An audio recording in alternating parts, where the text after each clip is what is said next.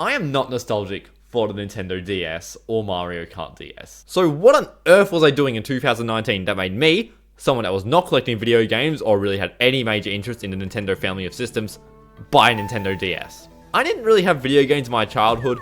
I did have a few PC and mobile games throughout the years, but at the time of this story, 2019, I did have a Wii that was bought in 2016-ish, but it was currently being minimally used for me adding mods to Mario Kart Wii. But what I was spending most of my time doing was being on social media. So I wanted it out, and while I could have gone the proper hobby, I wanted a portable gaming system, as setting up the Wii was a hassle, so I had three options. In the first spot was a Nintendo Switch, but as I had limited money, this one was way out of the budget. In second was a Nintendo 3DS system, probably a 2DS XL as they were still being sold at the time, and it came with Mario Kart 7, but still a bit pricey. So I ended up buying this, a Nintendo DSi. It came with its box, a handful of these useless cases, and a mysterious item. I also went and ordered Mario Kart DS on eBay, as well as a charger. The reason I had gotten Mario Kart DS was because I had very vague memories of playing it at my cousin's place.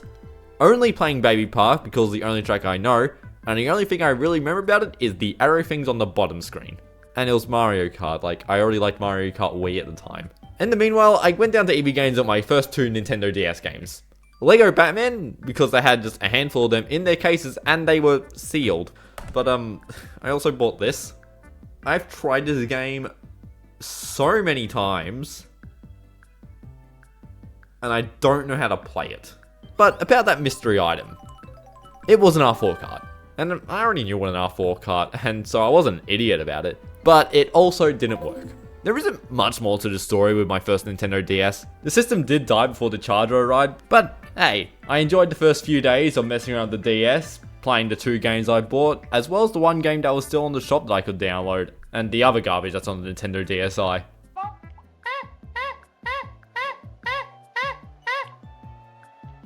I so modded it and got the R4 and Twilight menu working. I recorded this video on it, featuring some kind of modding to it. And later in 2020, I entered a Discord server and asked why this weird mod wasn't working. I even got impersonated there for some reason. Strange. But the real question. Did buying a Nintendo DS that caused me to go down a path of Mario Kart DS modding and video editing, causing me to make a YouTube channel that gave me enough confidence to go to university and get a degree in media, did it solve my issue that I bought it for? Being a social media addiction. No, it didn't. I'm still addicted to this thing. Not this one. It's now this one. Thanks for listening to this funny story. I've been making Mario Kart DS videos for 5 years, and 5 years is a long time to be making videos. And while there are people out there whose job it is to make YouTube videos after only a year, I'm pretty chuffed with how far I've gone on this stupid game.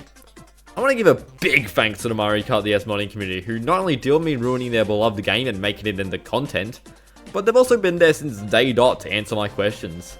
I also want to thank the rest of the Mario Kart DS community as Mario Kart DS, as well as everyone who's a channel member, subscriber, or hell, watch 3 seconds of one of my shorts before scrolling off. You at least listen to me say Mario Kart DS. What's been your favourite story from the past 5 years of the Hype and Hoik channel, and enjoy?